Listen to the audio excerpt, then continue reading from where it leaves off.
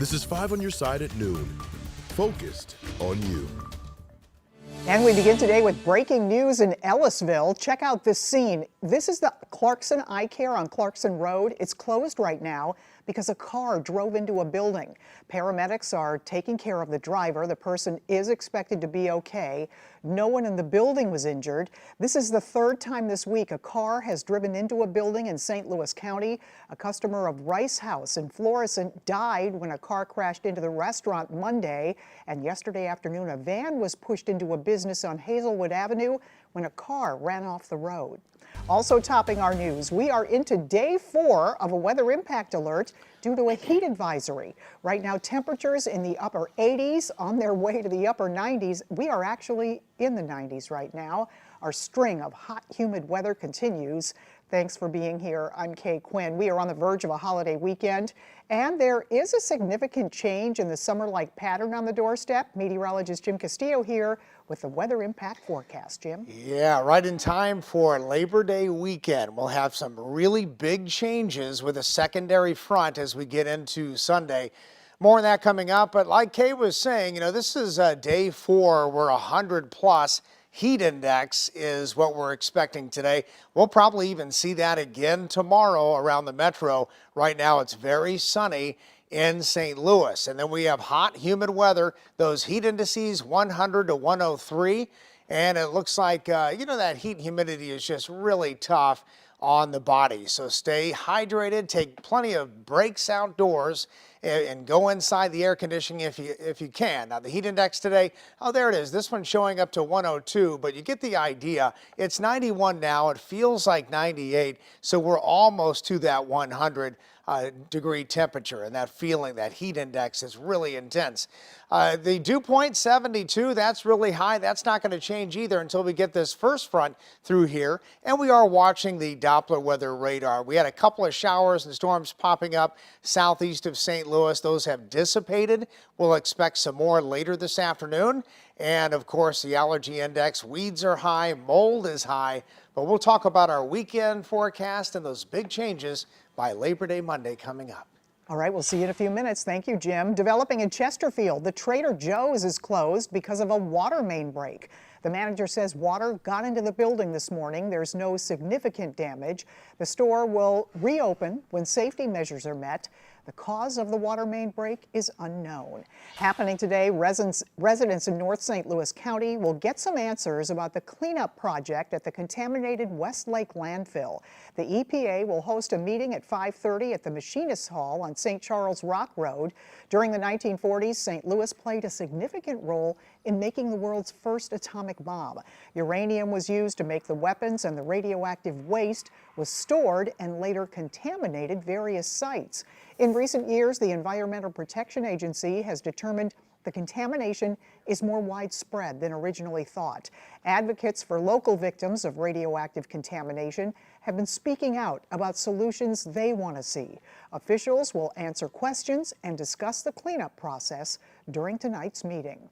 This man is charged with sexually abusing a teenage girl. According to court documents, the 17-year-old girl told police between April and August of this year, she and Joshua Jung engaged in sexual acts. The crimes occurred at the Bluebird Park in Ellisville and the Marcus Cinema in Chesterfield. Police say the girl worked at the theater. Jung was a manager. Police say more victims have come forward saying this former Riverbend Middle School employee and coach abused them. Dustin Cowsert is currently charged with 6 felony counts of sex crimes, accused of abusing a student. The Merrimack Valley School District says Cowsert has been fired. If you need to make a report in this case, call the Franklin County Sheriff's Office. The number is 866-583-2560. This death row inmate awaiting a judge's decision on whether his execution will move forward. Marcellus Williams is scheduled to be executed next month for killing former Post-Dispatch reporter Felicia Gale in 1998. During an evidentiary hearing yesterday, challenging Williams' guilt, an expert testified Williams' DNA was not on the murder weapon and the weapon was mishandled. Original defense attorneys admitted they weren't aware of that. The Missouri Attorney General's office argues there's no proof of bad faith with regards to the evidence. The judge is expected to announce a ruling by mid-September. In just a matter of days, Chesterfield Mall will be no more. Retailers have until the end of the month to close up shop and get out. Developers are making way for what they're calling downtown Chesterfield. 5 on Your Side's Brent Solomon has more on what's next.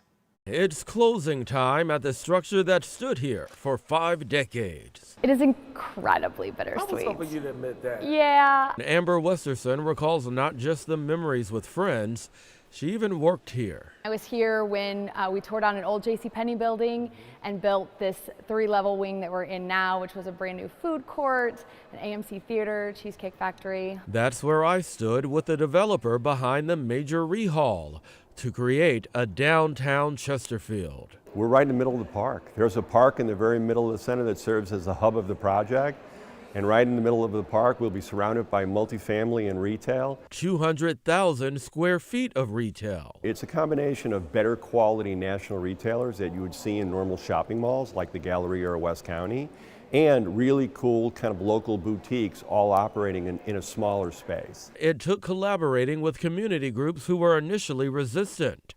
Now developers say they've reached a united way forward, adding public green space, walking trails, and bike paths. Only a few days. It's meant retailers will have to vacate. We've got to get the rest of our items out. We're going to move down into the valley, and we're renting a place down there. The former Macy's building will stay, but it will be repurposed.